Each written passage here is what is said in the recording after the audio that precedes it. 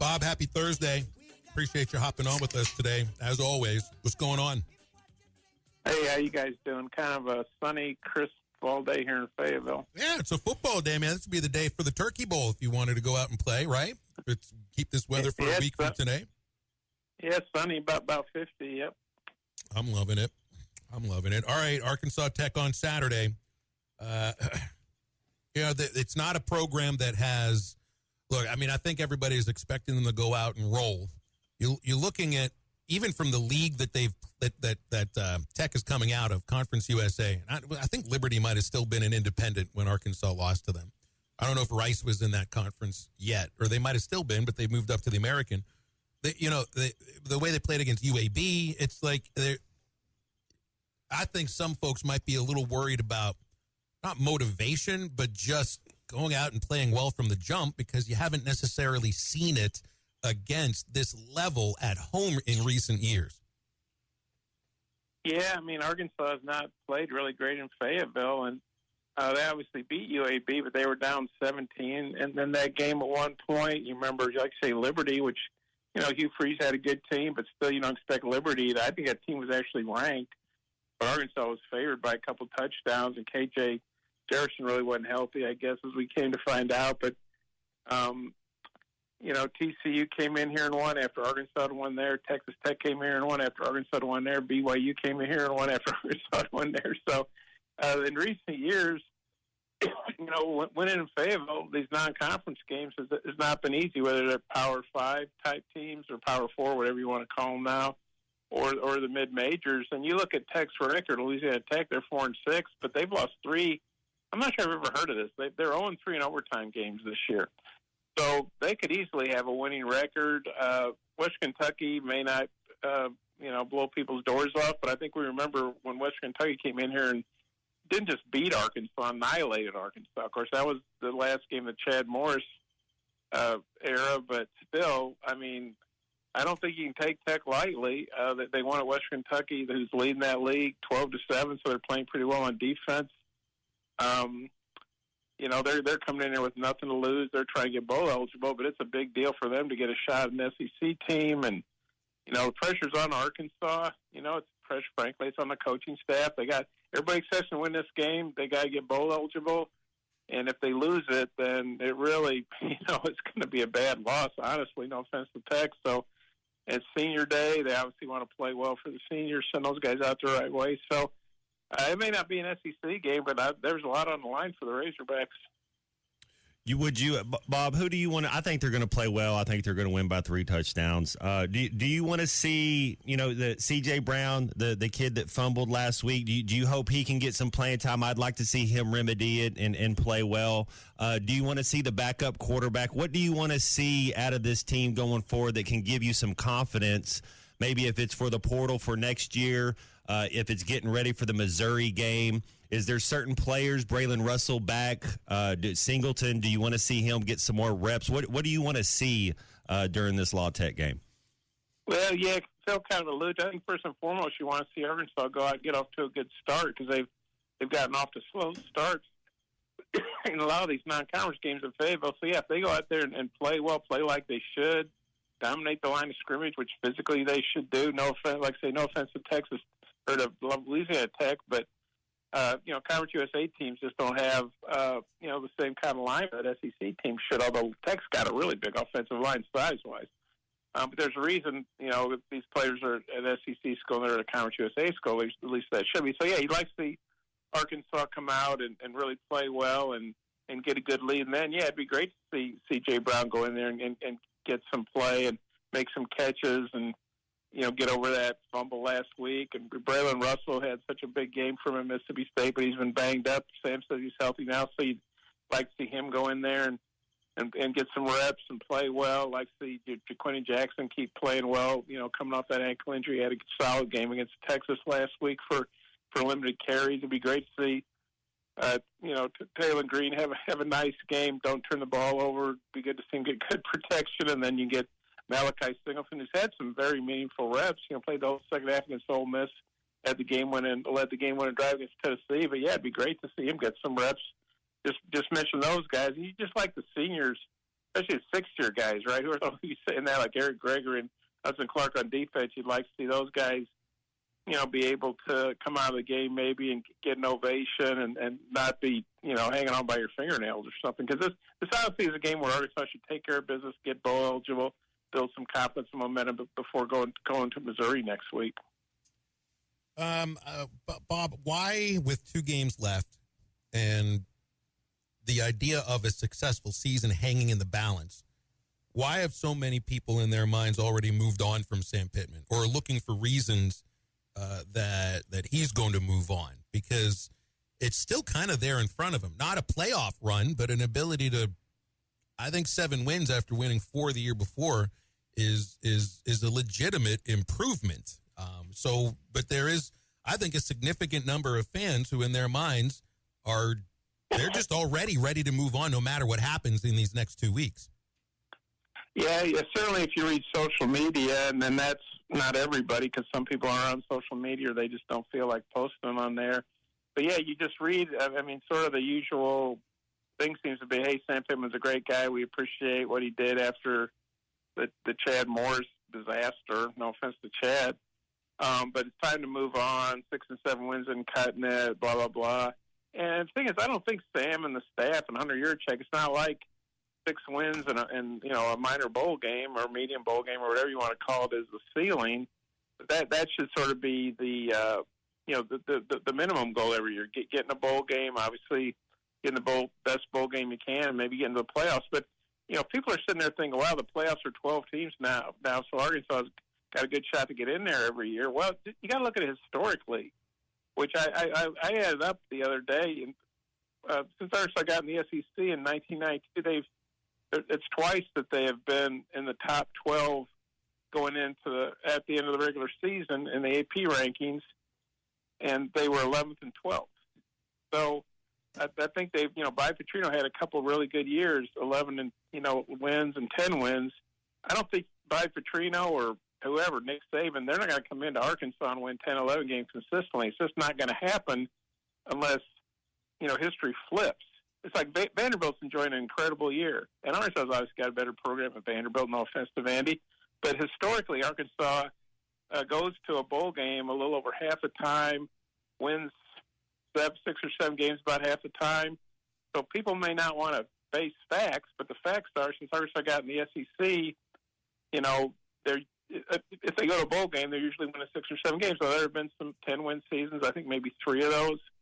But it's not the norm. And you're also in a league where everybody expects to win. Auburn, they're going crazy. They're 4-6. They've won national championships. They've had Heisman Trophy winners. They're 4-6. OU has won a bunch of national championships, had a bunch of Heisman Trophy winners. They're 5-5. Mississippi State had some pretty good teams, obviously under Dan Mullen and Mike Leach. They're probably headed for 2-10. Kentucky, which is, I think Mark Stoops has done an excellent job there. He's their all-time winning coach. They're 4-6 with Texas and Louisville left. So it's not like Arkansas is down there by themselves. There are a lot of what I would call quality programs with good coaches who are struggling. It's just in the SEC, it's the way it is because every time there's an SEC game, guess what? Somebody's going to get beat. And, these Auburn fans and OU fans, they're probably ready to blow up their whole program or something. But it just goes to show you when you have programs that are that accomplished and they're struggling, it's not real easy in the SEC. Look at Brett Bielema at Wisconsin. Look what he's doing at Illinois. Look what he did at Arkansas. What does that tell you? It tells you it's pretty hard to win at Arkansas in the SEC. And so I get people want to win, but, you're not Alabama, okay? I'm sorry to break it to you. You're not Alabama. You're not Georgia. You don't have those recruiting bases. You don't have their NIL money, at least not right now. And so I get you want to win 10 games or whatever, or average 8 wins. Arkansas's never averaged 8 wins in the SEC. So if it hadn't happened in 30-something years, why do you think it's suddenly going to happen now? I'm sorry. I guess I got a little bit of a rant there. Bringing the heat today. I don't like think it. I've ever heard Bob so fired up. Brings the truth, man. Good work, Bob. Hey, there's a couple things going on this weekend. It's not as good as a weekend, I think, in college football as last weekend was. But there are a couple key games out there and a couple games I'm interested in, Bob. When you talk about Indiana going to Ohio State, have you seen Indiana play I don't think they have enough for him, but I haven't seen Indiana play. How do you see this one going? I've not seen them play a full game. I've seen highlights. I've obviously seen their scores, and they've had a lot of impressive scores. But let's face it, the strength of schedule is like 102 or something, right? You have to ask yourself, what would Indiana's record be if they had Arkansas' schedule? I tend to think they'd be maybe 6-4, maybe 7-3. They sure wouldn't be 10-0. I think that's safe to say. But Indiana, the Big Ten made the schedule. Indiana did play a really crappy non-conference schedule with basically nobody, and that's on them. But they probably didn't think they'd be in this playoff hunt either. But yeah, I think they have to play Ohio State competitively. To me, obviously, if they win, that's a huge win. But if they get blown out, I tend to say, hey, wow, this is the one really good team they've played, and they couldn't hang with them. I don't really want to send them to the playoffs and see them get their head handed to them by, Alabama or Penn State or whoever. So I think this is a huge, huge game for Indiana. And if they play close, they're probably in the playoffs. The other one I was going to ask you is the Army-Notre Dame one. I actually think Notre Dame better watch out. I think Penn State at Minnesota could be tougher than you think as well. But this Army-Notre Dame game, I actually if Army's athletes can athlete enough, the way they play defense, Riley Leonard will give it to you if they can stop the run. And I don't think Notre Dame's overly fast. Now, I think they'll have the advantage up front. How'd they beat Texas A&M, I'll never know. But are you giving the Black Knights a chance against the Fighting Irish? Yeah, I think so. I know Notre Dame really took it to Navy, but those service academy teams are so disciplined, and how committed those guys are. They're not worried about NIL. They're worried about protecting the country and being good officers and stuff. And so, yeah, I just think when you have they're used to winning. They haven't lost all year. And they're going to be fired up. And Notre Dame, heck, they lost to Northern Illinois. So, I mean, Notre Dame's obviously a big favorite, but if you told me Army would win that game, it wouldn't shock me. Bob, I want to go back real quick to something that we were talking about here with I don't know if the expectations is the right word for Arkansas football, or just like acceptance of whatever level of success, and not like celebrate a text in. It was like, so I think he took what you were saying is you should celebrate 6 wins as if that's the main accomplishment and everything. And I don't really think that's what you meant. What I'm kind of wondering is that if you look at baseball, Tennessee has never been confused up until Tony Vitello took over as a national power. They're a national champion now. Nobody confused Ole Miss with being a real power football-wise until maybe they started cheating properly with Hugh Freeze. And now in NIL, they obviously have things going in the right direction to where maybe, and you got to wait a couple years to see if there's been consistent level of this kind of success, but success that Ole Miss has never had before on that kind of consistent basis. So why should fans not at least hope for something like that to happen at Arkansas? Well, I think they can hope it happens. I'm just saying if they change coaches, I'm not expecting them to become Alabama, And you got to make sure you hire the right coach, mate. You're going to get a coordinator or you're going to get a mid-major guy. And Bob Stoops had never been a head coach, and look what he did at Oklahoma. That was incredible what he did. Mark Richt at Georgia was a coordinator. He had a great run at Georgia. Now what Kirby Smart's doing, speaking of Kirby Smart, he was a coordinator. So if you hire those guys, a guy like one of them, and you get the NIL behind it big time, then, yeah, you can really build up the program. But what if you hire Chad Morris? What if you hire Brett Bielema, who's I think Brett's a great guy and he's a really good coach, but I don't think he's a guy that can win consistently in the SEC at a school like Arkansas. Ken Hatfield, Lou Holtz, great coaches.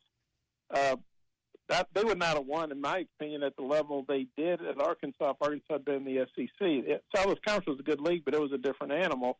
By Petrino, he had a great run at Arkansas. I don't think he was going to win 10 games every year. You look at what happened at Louisville. He went there, had a second stint there, and did pretty well. Had Lamar Jackson as a Heisman Trophy winner, but then at the end they were like 2-8, and they fired him. And so I just think it's really hard to have sustained success at Arkansas in the SEC because Houston Nutt had a really good run, right? He averaged 7.5 wins, pretty darn good. They basically ran him out of the state. And maybe that's just getting tired of a coach after 10 years, but most fans are ready for him to leave.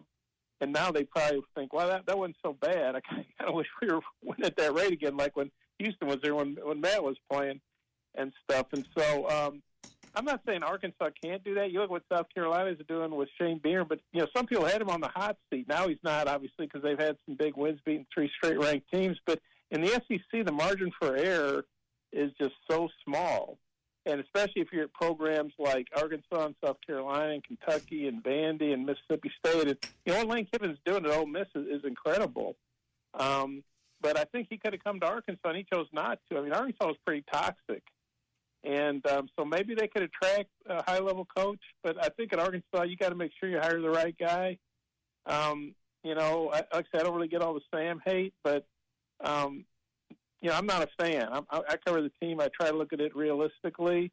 And could Arkansas be doing better? Sure, they could be doing better. They could be doing worse, too, as we know. So I guess if fans want to do that and kind of take a shot, but it means you got to pay Sam off. You're getting ready to pay this $20 million profit sharing. You're going to have to hire a new staff. The coordinators, you have to pay them off. It's a lot of money. And if you're not sure you got an upgrade, I don't know if you do that or not. Bob, you're good to join us on these Thursdays. Thank you very much. And have a great Thanksgiving. We're off next week. Okay, you guys take care. Thanks, Bob. Bob Holt, Democrat-Gazette, with us each Thursday except next week here on Halftime. BetOnline is the world's most trusted betting platform and your number one source for online betting. From the earliest odds to in-game live betting, BetOnline provides you with all the action and the ability to watch the games as they happen. With the largest selection of odds on everything from football, NBA, and college basketball, NHL to UFC and MMA. Head to BetOnline today to get in on the action with America's most trusted site for online wagering. BetOnline, the game starts here.